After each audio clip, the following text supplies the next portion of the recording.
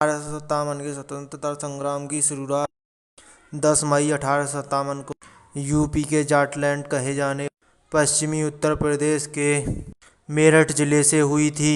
1857 के स्वतंत्रता संग्राम की तारीख वैसे तो 31 मई रखी गई थी, लेकिन पश्चिमी उत्तर प्रदेश में यह आंदोलन 10 मई को ही फूट पड़ा, जिससे कि देश में स्वतंत्रता के लिए विद्रोह होने लगे। सारी जनता अंग्रेजों के खिलाफ हो गई और उन्हें भारत से निकालने के लिए विद्रोह करने लगी।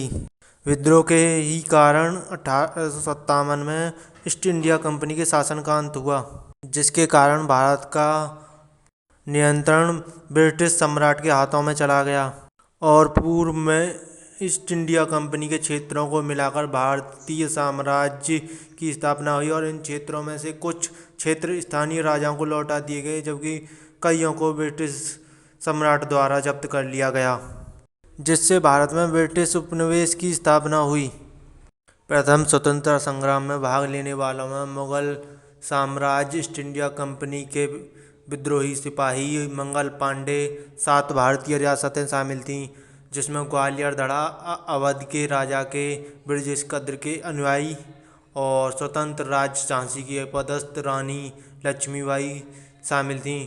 कुछ भारतीय नागरिक मुख्यतः जैसे अवध के ताल्लुकदारों के सामंती जमींदार और गाजियों के धर्मयोद्धा के अनुचर थे, जिनका सामना ब्रिटिश सेना के साथ 21 भारतीय रियासतों के राजाओं के साथ हुआ, जिनमें जयपुर, बीकानेर, मारवाड़, रामपुर, कपूरथला, नावा, भोपाल रियासत आदि थीं। अगर उस टाइम ये रियासतें अंग्रेज़ों का साथ न देती तो भारत का नक्शा कुछ और ही होता। आंदोलन से भारत आज़ाद तो हो जाता, लेकिन टुकड़ों में बटा रहता। राजाओं के अधीन छोटे छोटे टुकड़े होते जो कभी एक नहीं हो सकते थे, जैसा कि विद्रोह में देखा गया था। आधी रियासतें भारतीय जनता की तरफ से लड़ रही थीं और आधी रियासतें अंग्रेज़ों की तरफ से लड़ रही थीं। अंग्रेज़ों की तरफ से लड़ रही 3 रियासतें जिन्होंने अंग्रेज़ों का भरपूर साथ दिया था, हैदराबाद और ग्वालियर के सेनापति तथा नेपाल के जंग बहादुर थे। जैसा कि लॉर्ड केनिन ने कहा कि अगर ग्वालियर हमारे खिलाफ हो जाता तो मुझे कल ही बिस्तर गोल करना पड़ता और ब्रिटिशों को भारत छोड़ना पड़ता। लेकिन इन अंग्रेज भक्तों ने अंग्रेज़ों का भरपूर साथ दिया। पर भारत में पहली स्वतंत्रता की चिंगारी फूट चुकी थी।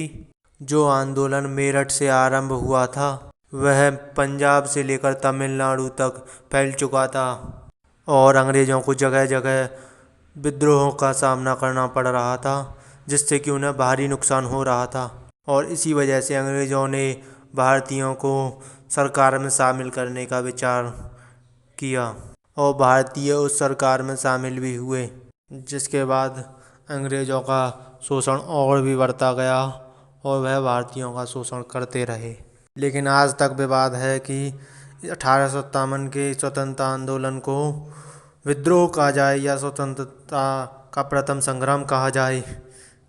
अंग्रेज़ों ने तो इसे सैनिक विद्रोह का आंदोलन बताया था, लेकिन इस आंदोलन में भारतीय जनता ने बढ़ चढ़कर भाग लिया, जिसके फलस्वरूप भारत को कुछ कानूनी अधिकार भी मिले। प्रथम स्वतंत्रता आंदोलन की बदौलत ही आगे चलकर भारत सन 1947 में आज़ाद हुआ।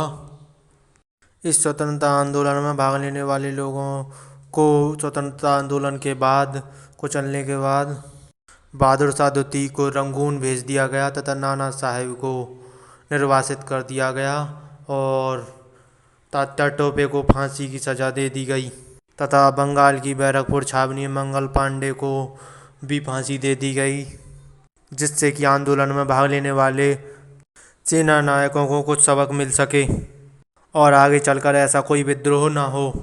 इसलिए अंग्रेज़ों ने इसे बुरी तरह कुचल दिया था। अगर आप अच्छी से अच्छी वीडियो पाना चाहते हैं तो मेरे चैनल को लाइक एंड सब्सक्राइब करें और बेल आइकन पर क्लिक करें। अच्छी से अच्छी वीडियो के लिए बेल आइकन पर क्लिक करें।